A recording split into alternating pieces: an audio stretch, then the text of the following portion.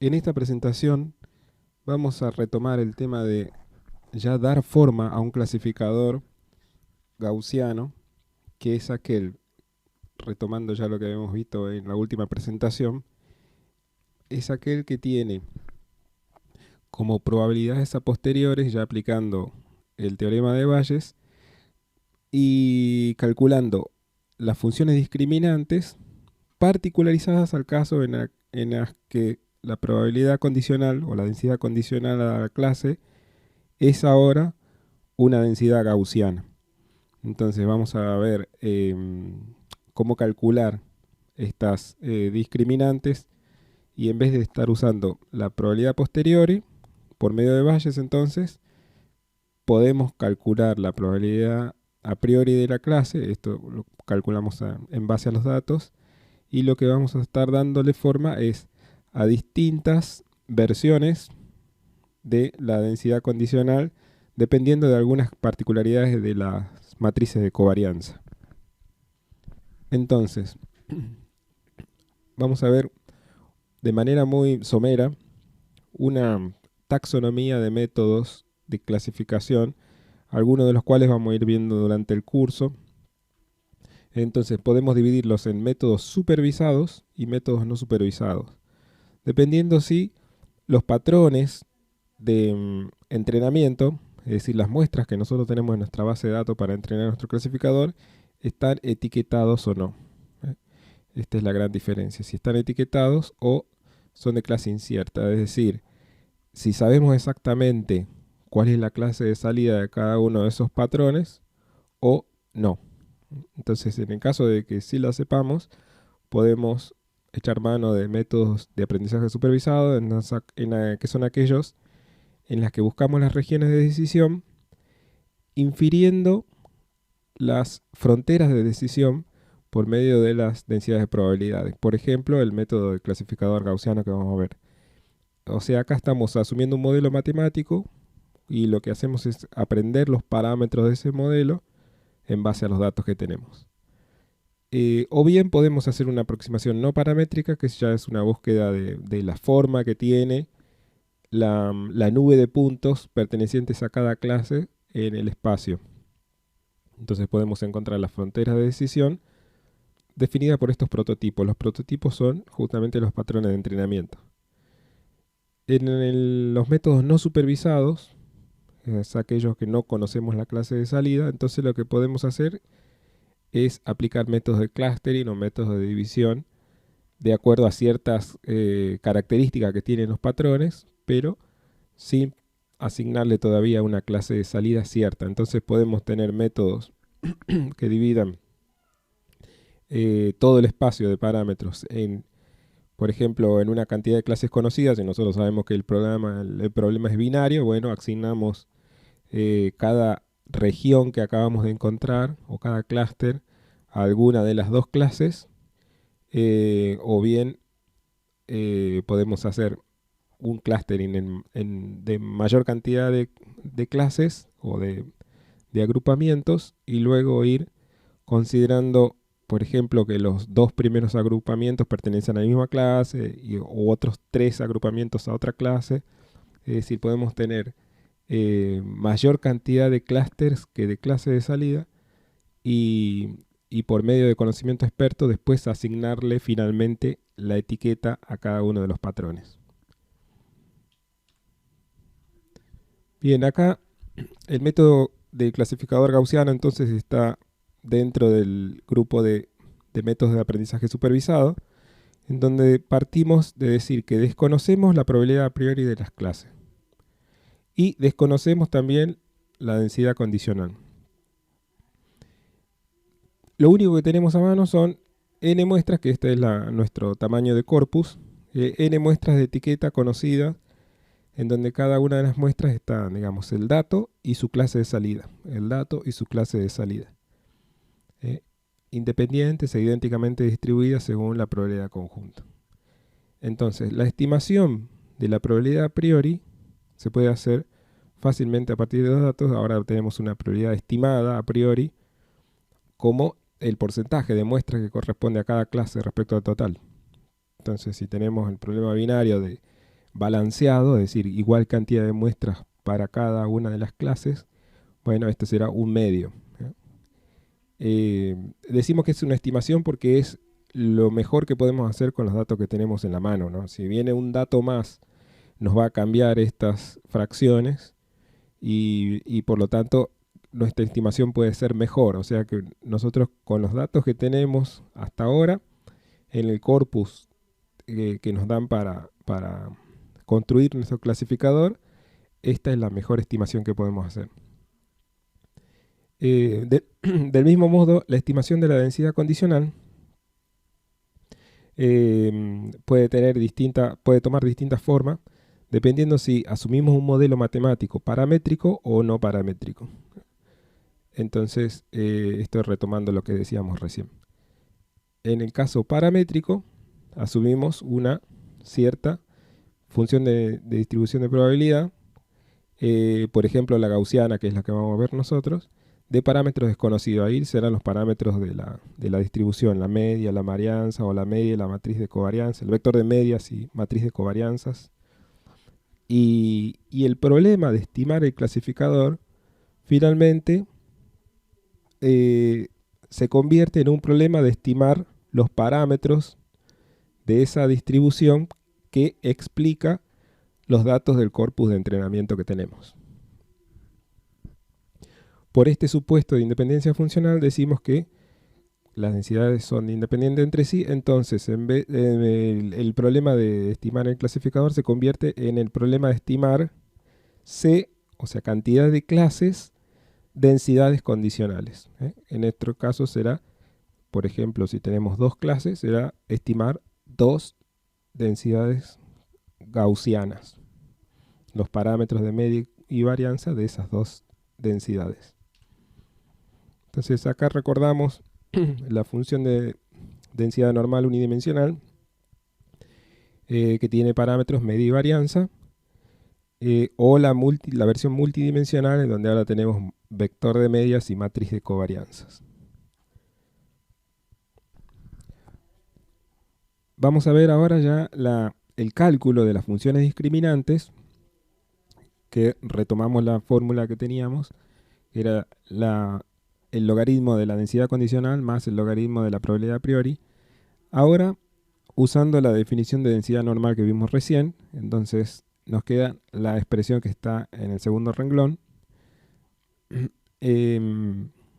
donde podemos identificar algunos términos. Por ejemplo, acá cuando hagamos la distributiva x, sigma inversa x, va a ser dependiente de manera cuadrática de los datos, va a ser este término que está reordenado acá, x cuadrado. Otro término que va a ser mu sigma inversa x, que depende linealmente de los datos, y todo el resto de términos que aparecen no dependen de x. Entonces esto es una forma ordenada de verlo, con la dependencia cuadrática, lineal o sin dependencia de x. Esta forma general luego va a adoptar algunas formas particulares dependiendo de simplificaciones. La primera de ellas que vemos es trabajar con una matriz de covarianzas que es igual, acá ya no depende del subíndice i, es igual para todas las clases. Además es una matriz que diagonal, o sea que es una matriz cuadrada, no tiene covarianza entre clases, entonces no tiene variables correlacionadas, y por lo tanto las gaussianas son esferas o hiperesferas en el caso n-dimensional. Entonces, haciendo las cuentas, la determinante se convierte en este factor, la inversa en este otro. La expresión completa que teníamos recién, que era la suma del término cuadrático, del término lineal y el término que no tiene dependencia de x, ahora se simplifica, fíjense, a un término que depende de x, otro que depende de las medias, y tienen el mismo factor, sacando x y las medias, tiene el mismo factor, 1 sobre sigma cuadrado por mu sub i transpuesta. Aparecen los dos. Entonces es un término, estos dos términos, digamos, pueden ser absorbidos en una expresión de distancia euclidia, x menos mu sobre el 2 sigma cuadrado, que era el resto del factor que aparecía acá, más el logaritmo de la probabilidad a priori.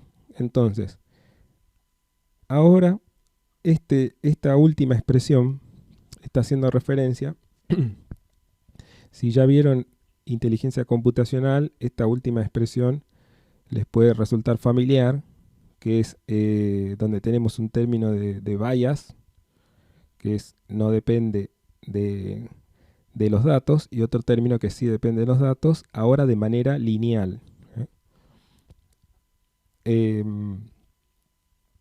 Esto es la expresión del perceptrón simple.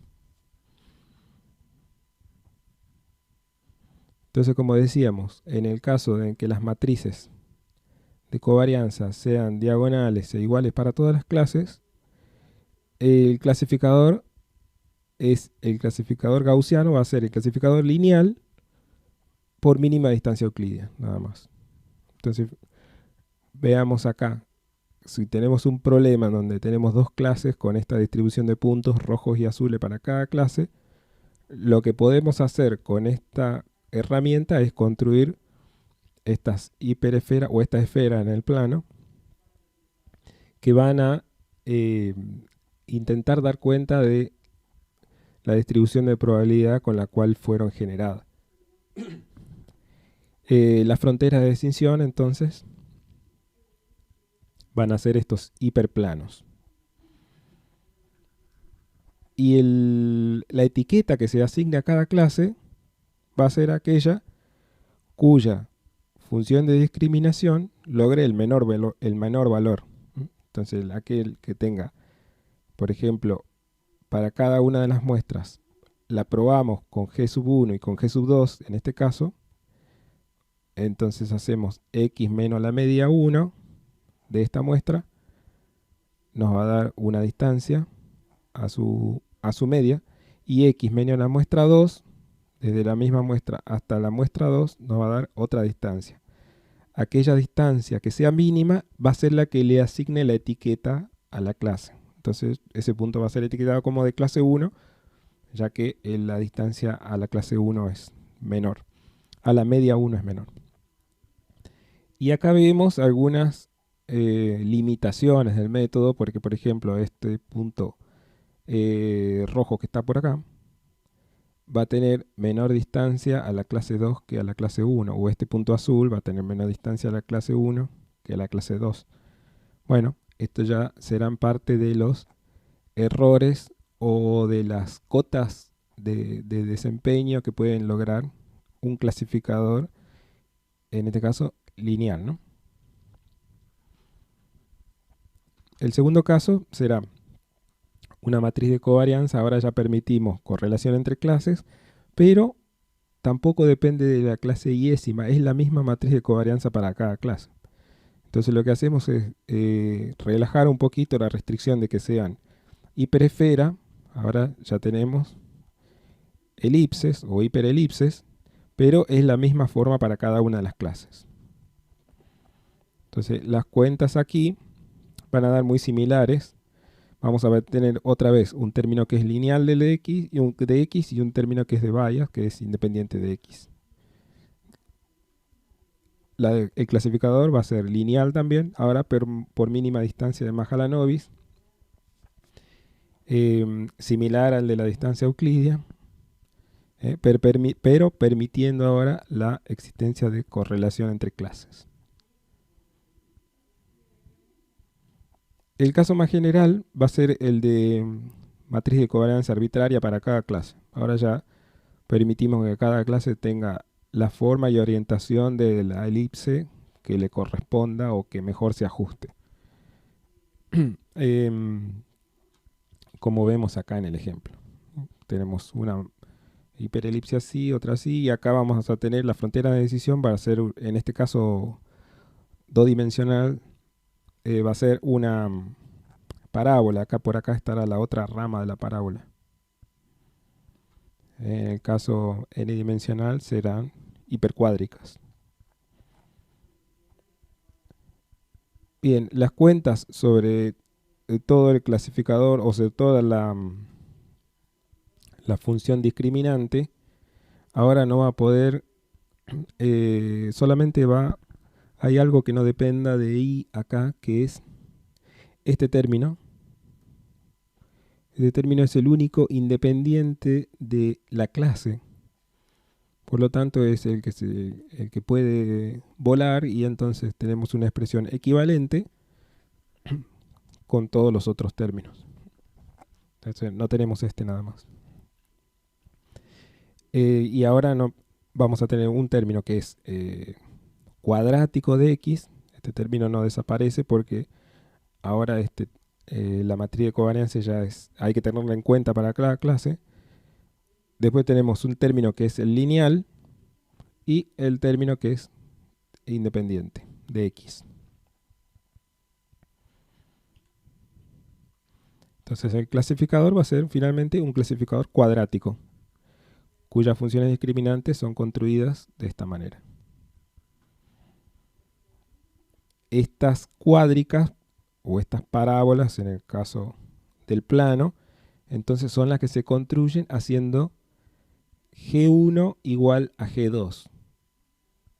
Si tenemos toda la expresión de G1 igual a toda la expresión equivalente de G2, donde aparece mu sub 1, sigma inversa sub 1 y lo mismo del lado 2 del otro miembro, entonces despejando todo eso, nos quedan, despejando digamos x2 en función de x1, nos quedan las fórmulas de las parábolas.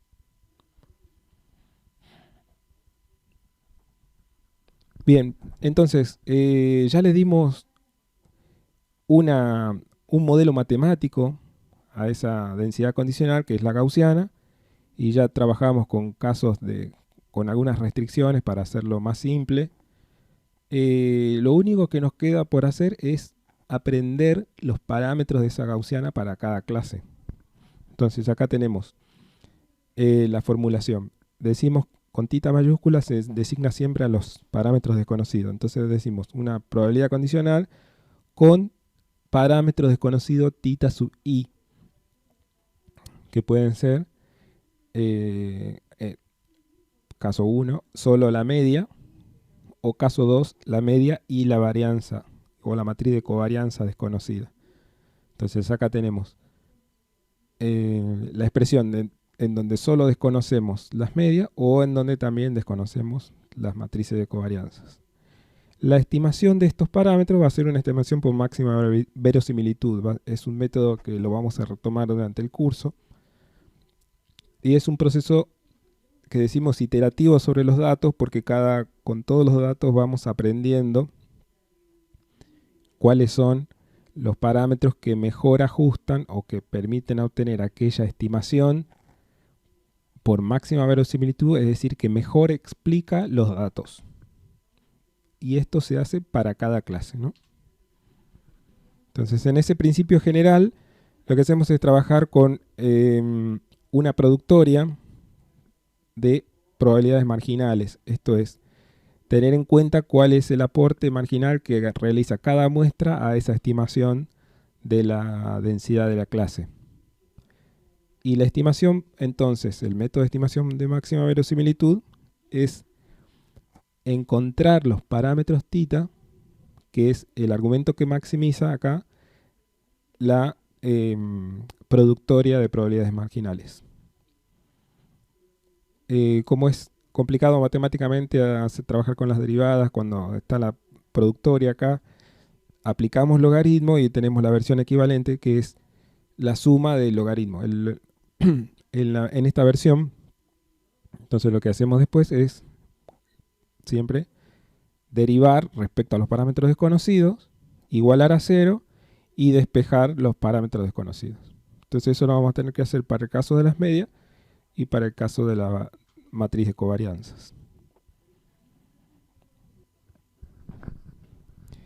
Entonces acá para el caso unidimensional lo único que tenemos es ahora ya notación no vectorial y tenemos medias desconocidas. Entonces el θ va a ser la media retomamos la expresión de la gaussiana unidimensional y su versión logaritmo es la expresión que está en el segundo renglón.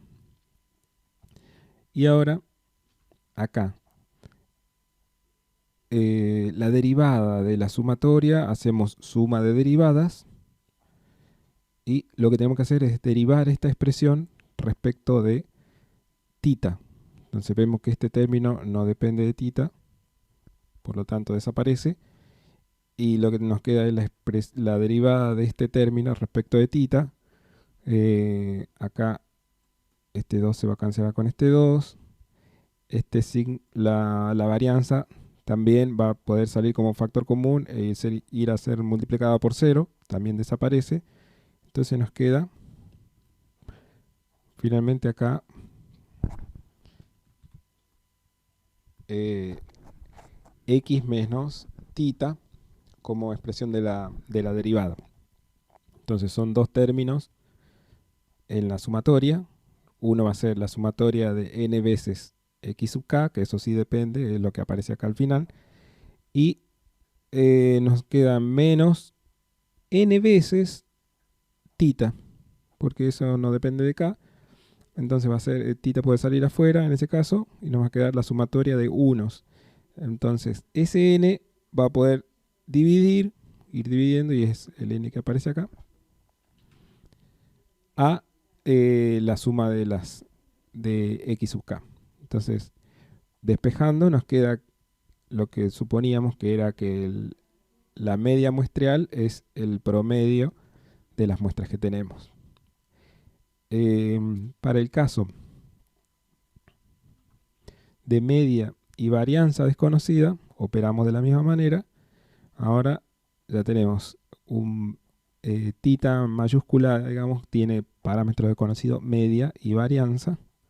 Por lo tanto, hay que hacer el proceso dos veces, uno derivando respecto a tita 1 y después derivando respecto a tita 2. Y bueno, llegamos al mismo, con el mismo método, digamos, llegamos que tita 1 es estimado como la media muestreal y tita 2 como la varianza muestreal. Esto mismo generalizado para el caso n-dimensional. Nos queda entonces finalmente que la media y la varianza muestreal por clase es la forma de estimar las C, o sea, número de clases, problemas de estimación independientes con los cuales le damos forma a nuestras funciones discriminantes. Y ese es todo el trabajo que tenemos que hacer cuando queremos trabajar con un clasificador gaussiano. Unos problemitas o unos ejercicios para que se terminen de familiarizar con esto es, primero, caso simple, construir un clasificador geométrico lineal. Acá cada una de las funciones discriminantes es una recta. Tenemos los puntos que están puestos en el plano x1, x2. A ver, voy a tratar de hacer una representación acá. Vamos a hacerlo con negro.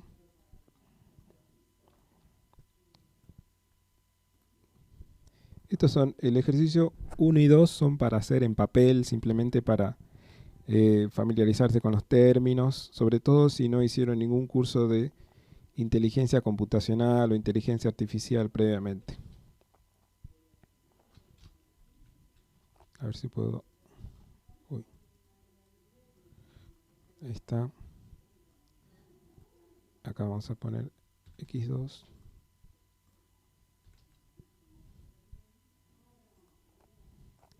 Entonces, en el plano tienen que construir las fronteras de decisión, es lo primero que pide, y en base a la frontera de decisión establecer cuáles son las regiones de decisión. Entonces, las fronteras de decisión son aquellos lugares, ¿se acuerdan?, donde las funciones discriminantes son iguales. Entonces hay que hacer el proceso 3 veces, obteniendo cuáles son las rectas de donde G1 es igual a G2, donde G1 es igual a G3 y donde G2 es igual a G3.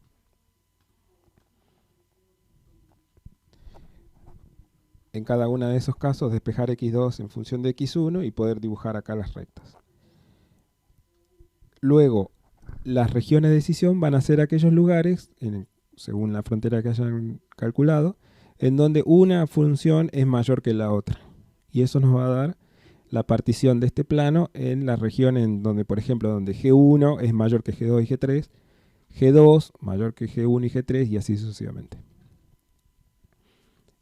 Y finalmente clasificar los puntos que se proponen acá, el punto 2, 1, el punto 2, menos 1, el punto menos 1, 1 y menos 1, menos 1. A ver cuál es la etiqueta de clase que se le asigna a cada uno de estos puntos en función de estas funciones discriminantes.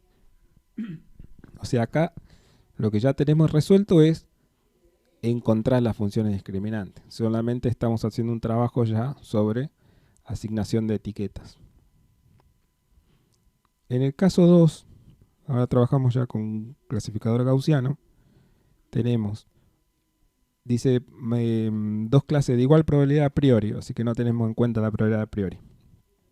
Es también un ejercicio conceptual. La gaussiana 1 va a ser el punto 3, 0, la gaussiana 2, 0, 3. La matriz de covarianza es igual, diagonal, por lo tanto son círculos. Y lo que tenemos que hacer es construir el clasificador gaussiano y encontrar la frontera. Esto es simplemente en lápiz y papel para esquematizar la situación, representar gráficamente el problema. Y finalmente sí, un ejercicio que se propone para implementación en la computadora. Esto lo pueden probar en el lenguaje de programación en el que más se sientan cómodos, MATLAB, Python, el que sea. Y es trabajar con un mini corpus, le decimos mini corpus porque son unos pocos puntos nada más, de muestras que son las muestras que van a representar lo que es el problema que está graficado en la tapa del libro de Duda y Hart de Pattern Recognition. A ver si los muestro ahora. Acá vemos entonces la representación de los puntos en el plano. Cada uno de los colores está de acuerdo a la etiqueta de clase. Este es un problema supervisado. Como vemos, hay algunas clases, por ejemplo la azul, en donde la forma de orientación de los puntos en la clase está sugiriendo una elipse en esta orientación. Los puntos negros, que es otra de las clases que está acá arriba, ya tiene la elipse acostada. Los puntos rojos tienen la elipse en otra orientación. Es decir, acá los verdes en otra, un poquito más vertical, más ancha también. Entonces acá lo que el problema plantea es encontrar justamente lo que el libro dibuja acá arriba, que son las densidades condicionadas a las clases, o sea, las probabilidades, las nubes gaussianas que mejor explican cada una de esas clases. Y después, acá abajo están graficadas las hipercuádricas, acá son las parábolas, cortadas justamente donde las funciones discriminantes pasan a ser diferentes, ¿no? Entonces tenemos por ejemplo, una rama de una hipérbola acá donde la densidad gaussiana de la etiqueta roja es igual a la amarilla. Esa es la mejor separación entre roja y amarilla. Y acá esa se corta donde viene la mejor separación entre clase roja y amarilla. Y así sucesivamente. Entonces, esta es la partición, digamos, en regiones de decisión que mejor explica este problema. Entonces, como primer punto, lo que podemos hacer es